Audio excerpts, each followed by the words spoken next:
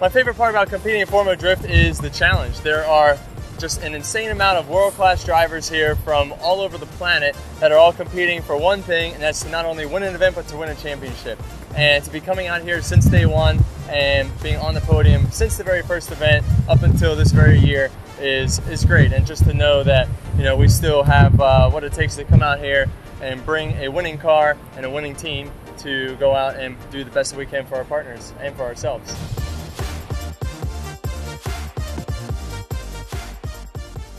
Irwindale is special to me because my very first pro competition took place here, and that was at a drift show-off event in October 2003.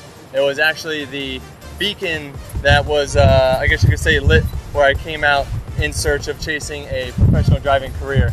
It actually was a few months before that at the D1 Drivers Search in the summer of '03, and that event went terribly, also held here. We did not qualify, we didn't do well. I drove back to Pennsylvania and just kind of like got my stuff together and just knew that if I didn't get back out to California and start, you know, performing at events, I was going to miss the wave.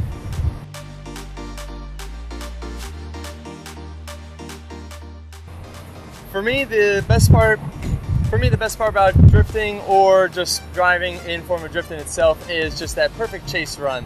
You know, you can go out there and lay down an amazing lead run, but that's what we're supposed to do, right?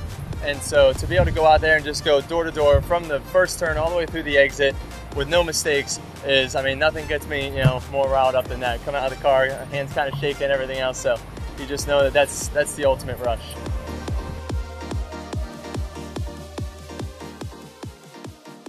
It's hard to pick one, but the funny part is that so many of them happened here. The highest of highs and lowest of lows all happen here at Irwindale. Because it is the final round of the year, right? So you either are going out there and throwing it all down, trying to get your very first win, which we did here in Irwindale in 2005. You are coming out here to try and solidify a championship, which we did in 2009. Or you're coming out here and trying to run with the best in the world to hold that championship, wreck your car out, assume that all is lost, but still had just enough points to hold together till that very bitter end. So just the insane amount of just feelings and emotions that come through this place is unlike any other.